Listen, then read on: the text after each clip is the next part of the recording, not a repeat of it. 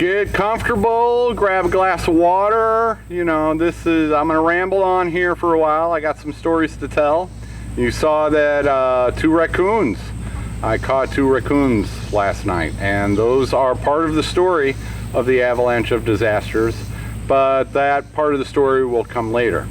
I want to start off with putting some context to this as to why it was an avalanche of disaster in my mind anyway. I'm poor.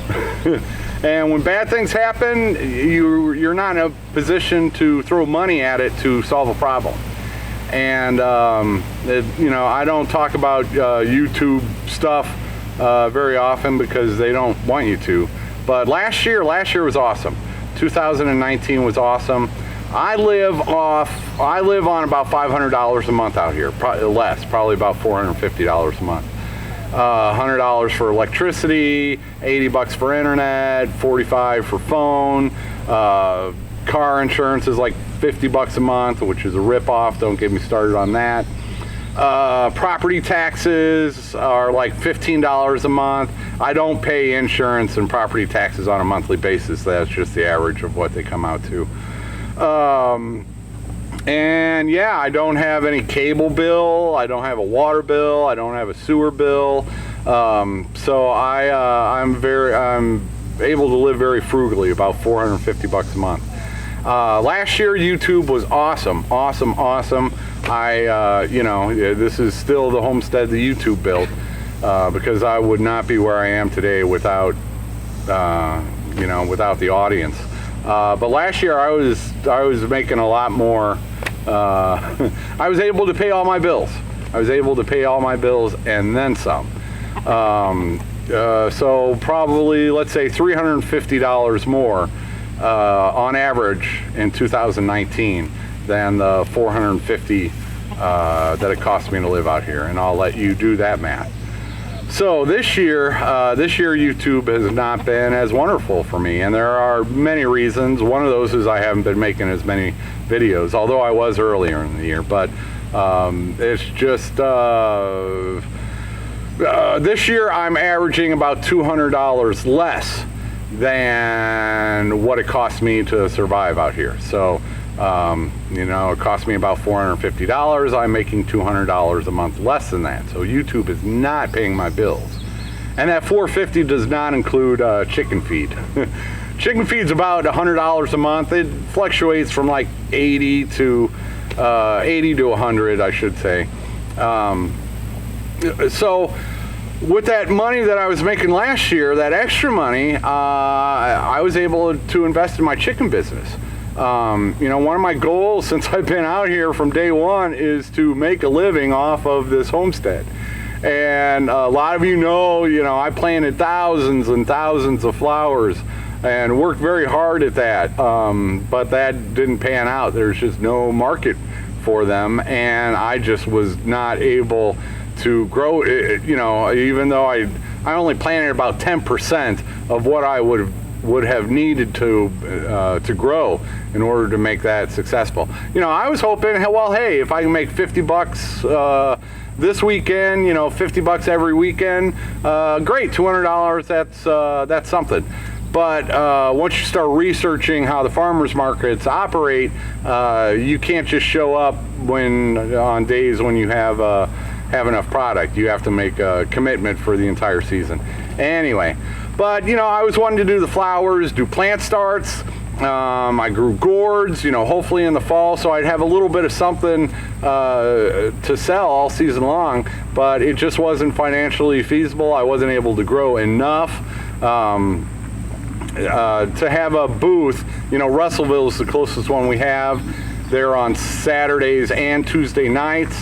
They have an association that you have to be a member of before you can, all this rigmarole. So it just, you know, it doesn't pay off. You have to have $200-300 in sales on both days, Saturday and Tuesday, to make that worthwhile. And I just didn't have enough product to do that. So, so last year, you know, thankfully YouTube came through, and I was able to pay all my bills thanks to my YouTube revenue. So yeah, lots of excitement last year, and it was definitely paying the bills, and I was having a little extra that I could invest into my chicken operation, which I did. And I'm hoping coming into 2020, I was hoping that I would stay up there and have a little extra money to hire some help. $200 a month to hire somebody. Well, if you're paying them, I don't know, that's like 10, 15, between 10 and 20 hours a month of extra help doing projects. And that really would have boosted, I think that would have boosted both my YouTube revenue and, helping me get stuff done around here. But it just wasn't there. So I've gone backwards financially in a big way. And so because YouTube isn't paying the bills, I was really counting on my chicken operations next year to make up for that. And in the meantime, this year, I have been having to find outside sources of income. So, it's just, it doesn't leave me time. And, for example, last year, some videos, $35 to $40 per video. This year, it's more like 6 or 7. And it's, last year, more than half of the people who were watching my videos were watching ads. This year, it's about 10%. So, last year I was getting 4,000 views per video. This year, it's a little less than 3,000. So, that combined with fewer people watching the ads, I'm not blaming anybody. Ads are... But yeah, it is what it is. I'm not blaming anybody, but that's, it's not just, I didn't just go from 4,000 to 2,800 views. I went from, over 2,000 ad views to about 200 ad views. So that's why it was a huge drop in my YouTube earnings. And so that's the context behind this. Is I've been spending a lot of time trying to make 20 bucks here, 50 bucks there, doing stuff I really don't enjoy. This is an election year, and I'm kind of an expert when it comes to ballot access and election laws, so to speak. So I've been tracking down 20 bucks here, 50 bucks there, $100 if I'm lucky. And, my last name isn't Trump or Clinton or Biden, so nobody's giving me a 6-figure income to sit around and do nothing. So I'm scratching and clawing for extra money, plus doing side projects around here. I helped somebody move some furniture the other day for, an extra 10 bucks, and pushing my eggs more for bartering. So yeah, it's been a challenge this year, just keeping the lights on, and it's going to be challenging keeping the lights on going forward, unless I can, create some more excitement on YouTube, which this video probably isn't going to do, and that's all right. So I put my hopes and dreams into this chicken breeding operation, and my goals for the spring were to be able to hatch just a ton of baby chicks. I bought a new incubator. Had been gifted one incubator I was gifted before I came down here when I was back in Illinois. And then I was gifted the small yellow one that does about a dozen. And then I was gifted another incubator that holds about 40, and then another incubator that holds about 24. We'll call it 20. And then when those eggs from Deer Run Farm came, have I gotten to that part yet? No, see, it's all confusing. So yeah, my plans for the spring were to hatch a bunch of baby chicks and to find new homes for them. I have, 3 incubators that'll hold 40, one that holds 20, and one that holds 10. I won't count that other one that holds 10. But so that's 140 potential eggs that I could hatch every 21 days. And this winter I was hoping to get one more incubator, so that I would have 4 incubators that would do 40. And that would be 160 eggs per month that I could potentially hatch. If I put 160 in there, let's say 100 to 120 successfully hatch, every 21 days, but you give yourself a week, but 100 to 120 baby chicks per month.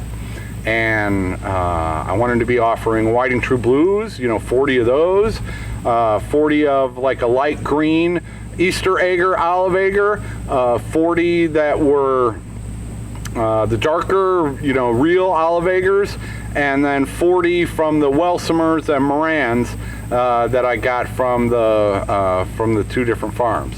So that was the plan. Was I wanted to get to that point, but in order to hatch that many eggs, you got to have a lot of chickens.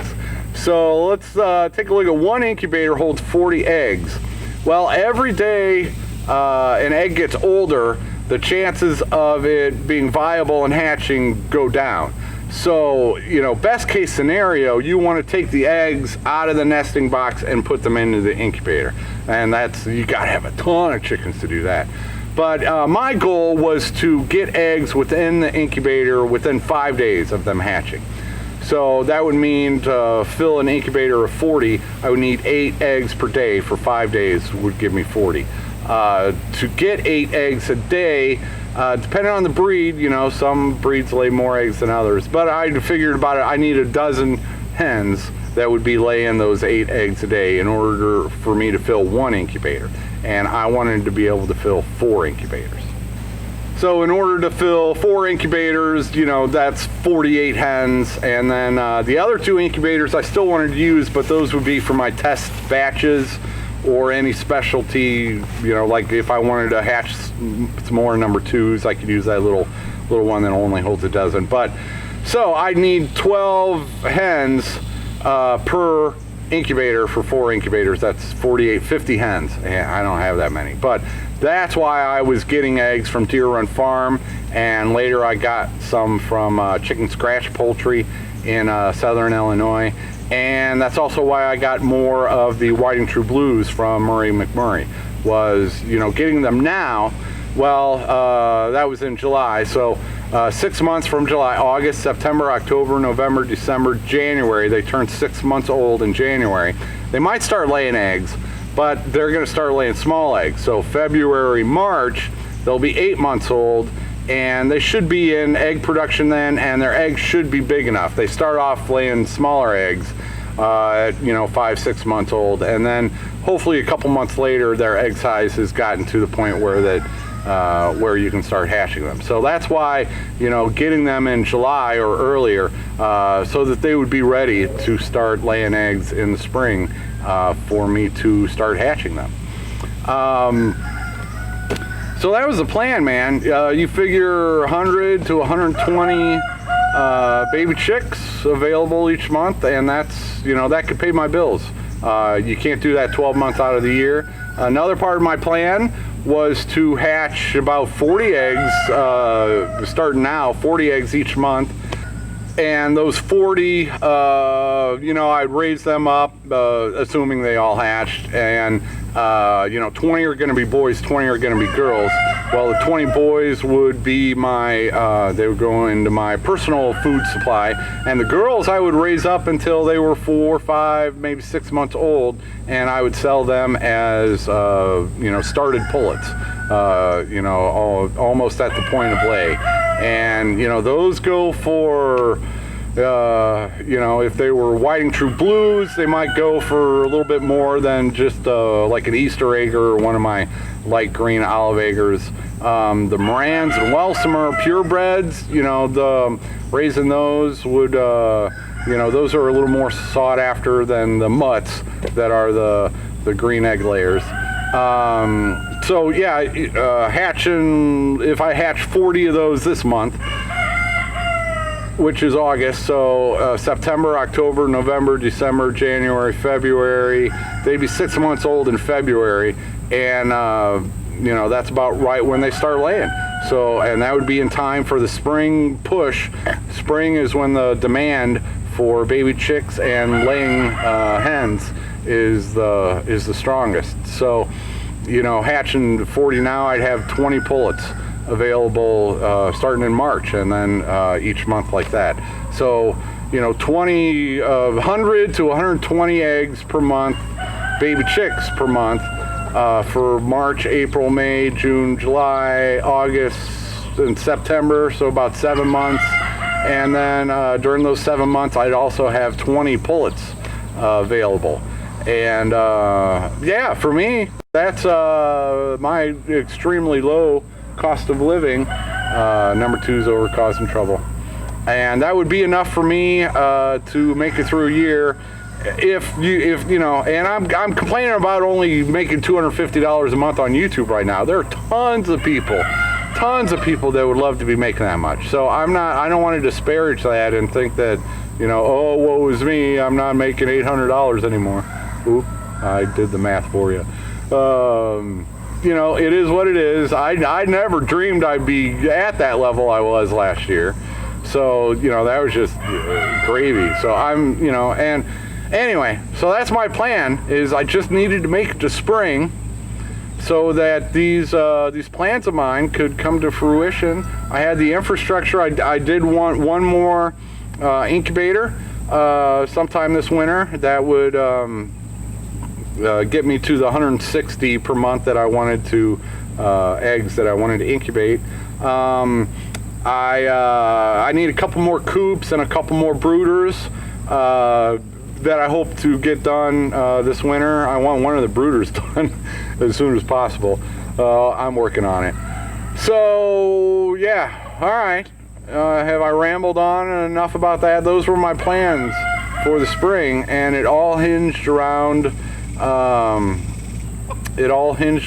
the eggs and the baby chicks that I had gotten over the past couple months that you saw. The eggs from Deer Run Farm. I got some baby chicks from Chicken Scratch Poultry. I got some White and True Blues from Murray McMurray, and you know, I even got a few Leghorns from Tractor Supply that I wouldn't use for breeding. They would be used for testing my olive eggs. So I needed that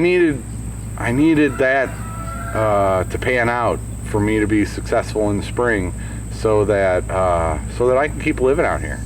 And that's when the avalanche of disaster started.